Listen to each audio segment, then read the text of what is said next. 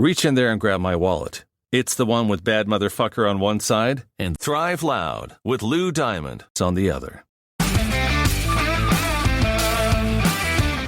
It's time to take an inside look at those that are taking their lives, their businesses, and their passions to the next level. Get ready to thrive loud with Lou Diamond.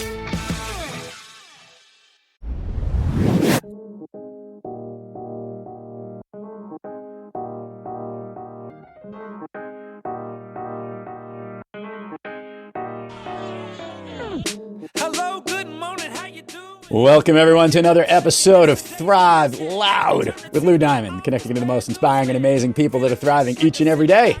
I'm your host, Lou Diamond. Today on Thrive Loud, we have a business architect who strategizes with entrepreneurs on finding their deepest zone of genius. He has founded or partnered in over 20 ventures, and his businesses have done over $300 million in sales. He is the most famous entrepreneur you have never heard of until today. Thrive Loud listeners, I bring you Mike Zeller. Mike, how are you today? Lou, man, it's been a crazy, good, and intense day, and excited to dive in and connect with you further. Mike is coming to us from Nashville, Tennessee.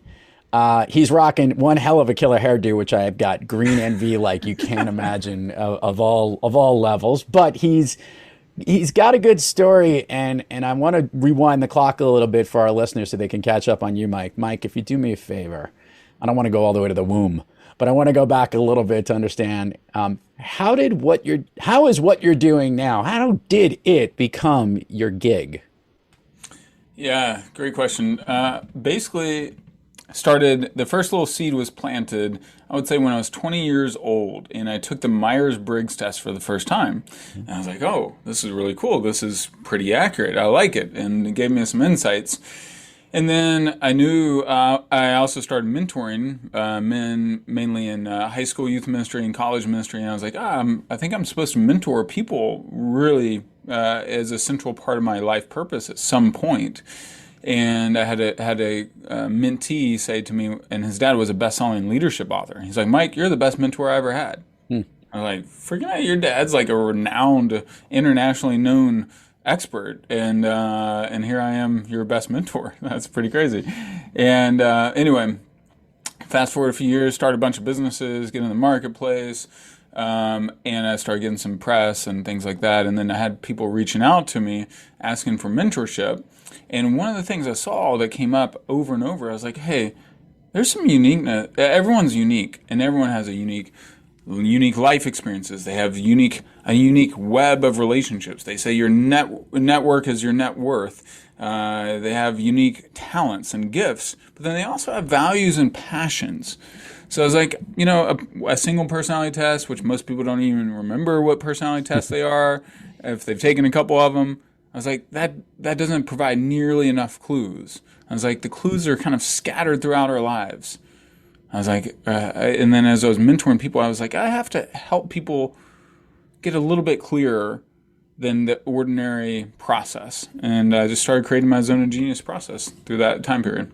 So let's talk about that. I always love that term, the zone of genius. Mm-hmm.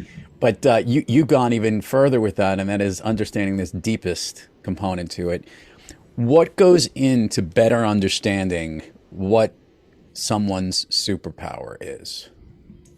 Yeah, I think it's much more than superpower, because I have certain superpower skills, but what's the best application for those superpower skills that's going to create the most leverage, the most impact, the most fulfillment, the most joy? So I've found you've got to become a master student of yourself. Dee Hock, the founder of Visa, is in Visa credit cards. I talked to him last year. He's like 99 years old.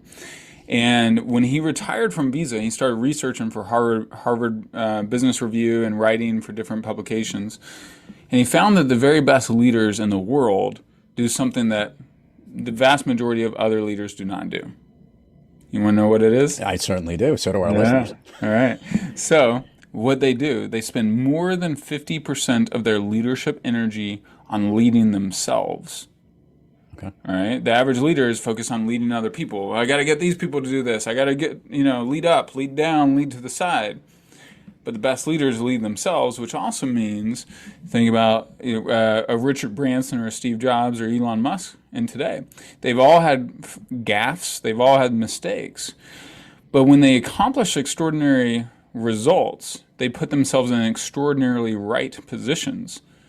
So if you look at, there's a common trend of, and I came from the painful side in 2018, 2019, I lost over $1 million personally.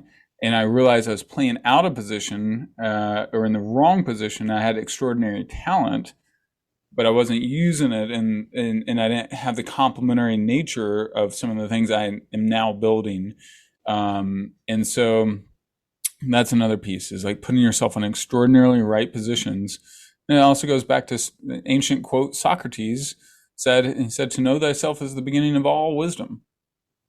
So digging in and knowing about yourself and trying to uncover not only your superpowers, your genius, to the right location for where the fit is. That's all. It's always an interesting story, right? Like you can have a great message, but unless you get it to the right audience, you need to do that. So obviously a lot of this is trying to find which is, as you just said, the right position that you need to be in. I want to ask this question because there's some people who are pretty flexible and can have a wide range of positions. Do you agree with that, for one? And two, how do you get them to maximize that zone of genius when they might be a little bit multifaceted?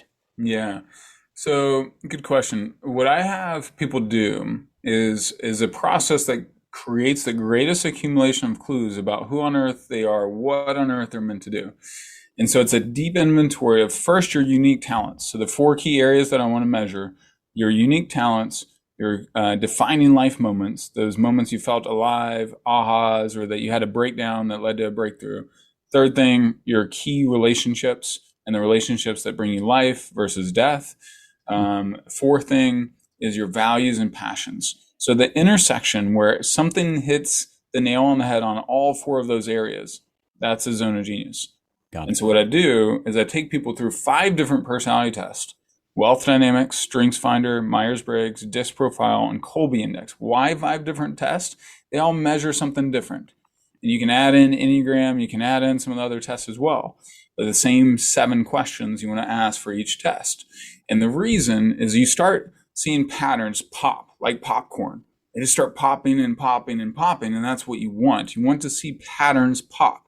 We've all read like Jim Collins' Good to Great and Built to Last and his other books. What they do is they study the data and they look for trends, that they look for things, outliers, things that pop. All right. But most of us, we're kind of unconscious about many of our clues and our gifts. So if you take all those personality tests, you'll find your strengths, your weaknesses, where you're badass, where you suck ass, all those things. And then you pair that with those defining life moments, those moments where you had whispers. Like I had moments of, in college, I don't know if you're this way, but I went to my first couple seminars, and I remember my first one at age 19 and then my second one at age 20. And I was like, both times I wanted to buy every single audio set. The guys were selling them in the back. One of them, I came away with 70 leadership talks, because I was like, I just charged up my credit card and I bought as many leadership talks as I could grab and afford. And I felt more alive during those things than I felt in the whole semester in college. This is fascinating because I want to now see how did the Kool-Aid work on you? Mm-hmm. I assume that you took all this Kool-Aid and these experiments and the way that you look at diving into deeper zone of genius for yourself. With those 4 components of what you described before, what did you find in you? So great question. So Wealth Dynamics, Kolbe Index, they tell me I'm great at starting things, but I'm terrible at finishing things. I'm one of the best in the world at galvanizing momentum. I'm also an architect, according to the Myers-Briggs. I'm an INTP. I'm a creator on the Wealth Dynamics. I'm a 4-3-9-3 on the Kolbe Index, which means I'm medium fact finder, low follow through, high quick start. And then So I combine that with the architect of logically, strategically connecting the dots. Go to Strengths Finder. My top 5 strengths are all in or 3 of them are in the strategic thinking themes of ideation, intellection, connectedness. I can see the connectedness of everything. And then the 4th one, belief. I need to deeply believe in something. And the 5th one is relator. I build deep, lasting, long-term relationships. I go deep fast. And I don't like to talk about fluff, which also pairs along with some other things. High DI on this profile. I like to drive things forward and influence things, which I don't need a lot of steadiness, and I'm not super careful, which is why I need some of those people in my team and partnerships and things like that. And then should I pause there before I go to the next thing? I think this is great. And you were hitting the follow-up question, and that really is, so when you identified all these strengths, and to your point that, spectacular starter, not necessarily the best finisher, in the business that you do, or the things that make your successes, are you actively looking for others that can complement or supplement the things that you are not as strong as? 100%. Yeah. And you look at, are you a sports fan? Big time. All right. Who's your team? Which sport? Basketball or football?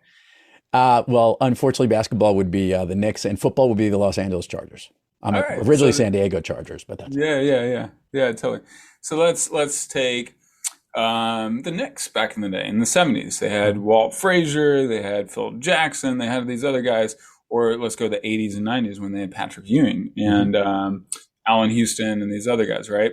John Starks, he had the famous dunk on Jordan and stuff like that, right? So, man, they were a well-constructed team. They had complementary pieces playing well together. Which you look at the Brooklyn Nets, it's like you got one of the worst defenses and a bunch of scorers right now.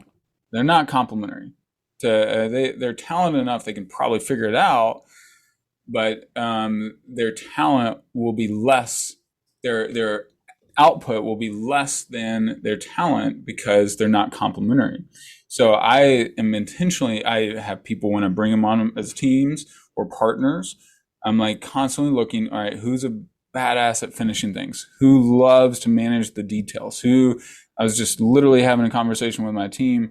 I dislike the legal, the administrative, and the financial side of bigger businesses.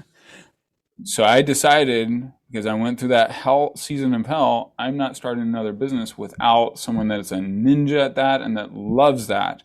Now I have a new venture that I'm starting, and I've got he's actually one of my coaching clients, but he's an absolute ninja and a beast at those things. Genius. So now I'm a genius at other things. He's a genius at his things. I'm assembling an all-star team of complementary pieces. So when you think about helping other leaders, and this is where I wanted to get to, because obviously, when you find certain individuals in organizations, they know that they can hone in on their skills, but managing leaders and helping leaders define this is twofold. One, because, there is this sense of you can find what all those super skills are that you have, and you help to identify exactly that component. But in the business architect nature of yourself, you know that sometimes you have to deal with a very dangerous curse word that's 3 letters, and it's called ego. Mm-hmm.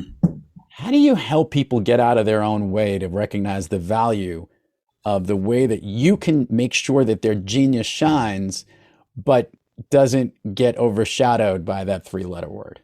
Yeah, good question. Yeah, ego can trap you. Ego can also trap you in the middle class mindset, where some of the entrepreneurs, I'm talking to one later on today, he's CEO of a film company and the founder, and they've just had a record year last year, but he was literally at the stage of burnout. They're doing millions of dollars a year in revenue, making films for Amazon and Goldman Sachs and Nike and those type companies. And he was ready to burn his business down subconsciously. He didn't say it, but I sensed it, because I was like, we looked in his life pattern. His life pattern, it supported a bunch of stuff that he hated doing. So he was dreading his work and he was battling depression. Yeah. So he's at that point, and you're like, hey, you just had a record year. Why? But he's in all these meetings that he dislikes, and he's having to make He's a big visionary making massive leaps for the company, but he's stuck mired thinking he needs to be the CEO that manages all the details. But that's not his gift. And so after a strategy session, we stripped all that away. And 2 weeks later, he's like, Mike, I'm more energized. I'm not feeling depressed anymore. I'm excited about my work. It's affected my marriage and my kids in a positive way. I'm like enthused again. And now he's got dreams and ideas flowing, and he's got his partners and the rest of his team and employees.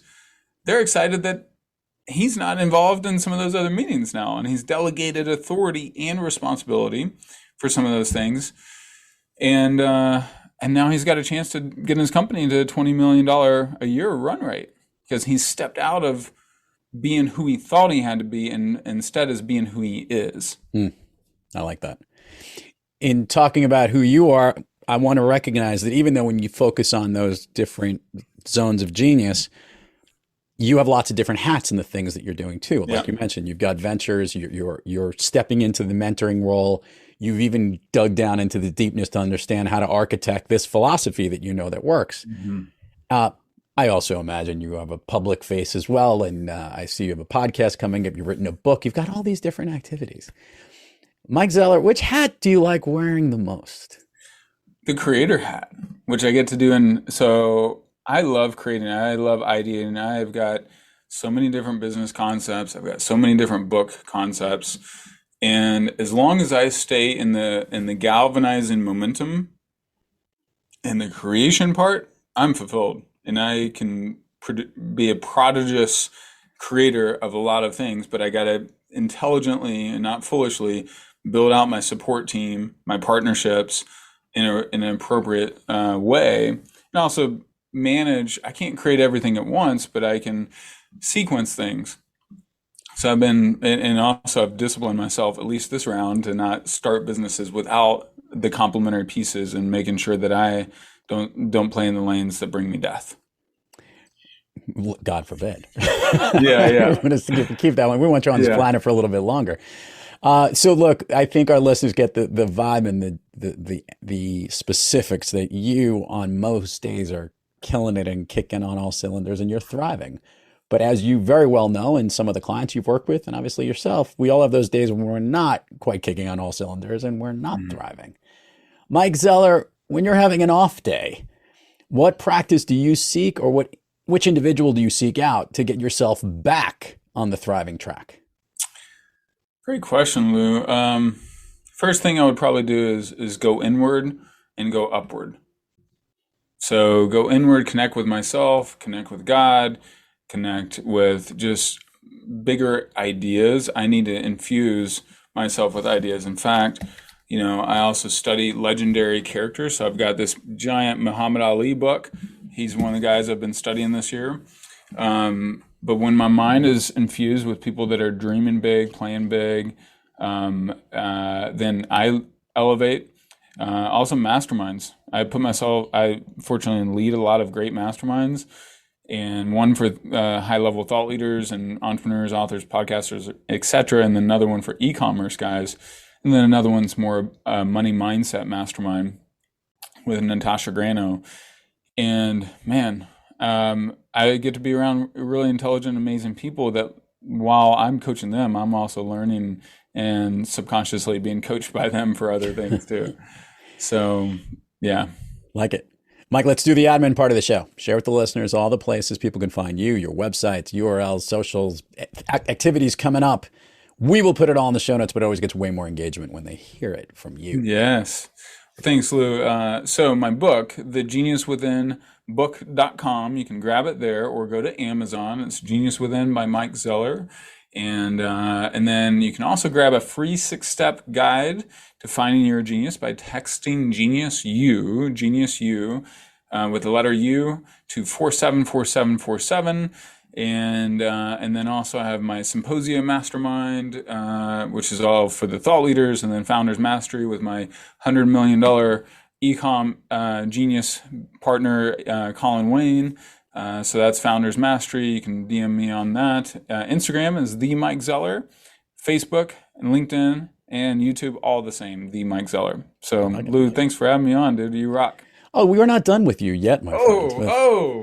So you ready to go down Fun Street with me, my friend? Let's go down Fun Street. All right, do me a favor. Share with the listeners, if you have one, an all-time favorite movie that you like to maybe rewatch or see whenever it pops on.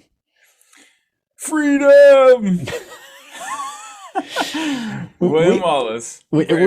We do. I got to tell you, there's been a bunch of that. I think on our 200th episode, we did we asked all the movie questions and we added them all up, and that was in the top 10. It's just so spectacular. Right? It's really good. Although I will tell you, it ends so morbidly. It's very difficult to watch it all the way through. But yeah, that fight scene is spectacular, and to see the Aussie get up on a horse and pull it off. I don't know if it's aged so well, but it's certainly, the movie itself is still worth everything. Yeah, no doubt. All right, so we're gonna do the speed round of Fun Street, and Mike, I know you have it in you. So this is how this rolls. I'm gonna ask you something. I want the first thing that comes to your mind. These are things that lift you up, motivate you, make you feel good. Basically, they make you thrive. You ready to rock and roll? Let's rock. Okay. Of late, a song that you love to listen to, or one that pumps you up. Good Morning. There's a great song called Good Morning, and let me see if I can grab it here. We could get our producers to play it when it comes on, but who's it by? It's Max Frost. Max Frost. Okay. Yeah. I'm not familiar with it, but I'll check it out. Dude, it's badass.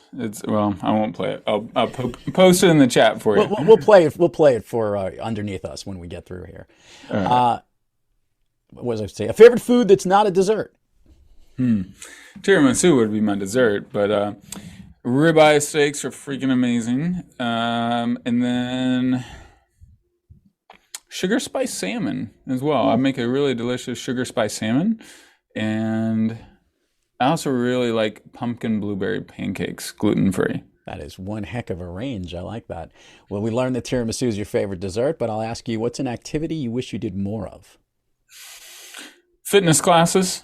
At D1, it just pushes you, and I have a little trouble hitting schedules at times, just because my work day is pretty packed, and then COVID kind of made us a little more cautious for exposure. But man, I love. Oh, and also playing basketball. I'm 42, but I still love getting out there and playing some ball. Nice. It was my favorite thing to do as a kid. An activity you wish you did less of? Meetings. You have a lot of things going on, so you have a lot of meetings. If I were to snap my fingers, Mike Zeller, and you can go anywhere in the world. Florence, Italy. Have you been? Oh, yeah. We got married there. I've been 6 or 7 times. And then I'd add one other place is somewhere in Japan during cherry blossom season. I haven't been yet, but that's one of the goals my wife and I want to do. I've been to Florence several times, and maybe the best food in the world. And it's a wonderful city. Where would you go? Oh, for me, the places that I've been, I'd go right back to Tuscany, right, what you mentioned. But to the places that I have not gone, New Zealand is at the top of the list. That's something I'd be curious to checking out. Last question, Mike, taking us home here. You have digested, absorbed, learned from so many great other thought leaders out there who are inspirational, motivational, and whatnot. What's the one that will always resonate the most with you, or maybe in the past has always been one of your fan favorites, if you would? Tony Robbins. There's just no one. I mean, he had such a deep impact on me during seasons of loss, seasons of remaking myself. His way of instilling and empowering people with belief in themselves, something I seek to emulate. I feel like a great mentor does 3 things: connects with empathy, secondly, establishes authority, but then third part is they impart belief.